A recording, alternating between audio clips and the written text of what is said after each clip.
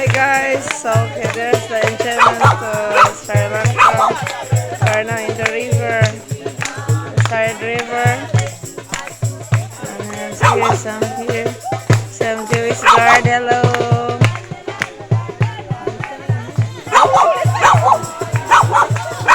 So the place is very beautiful. A great experience together with them.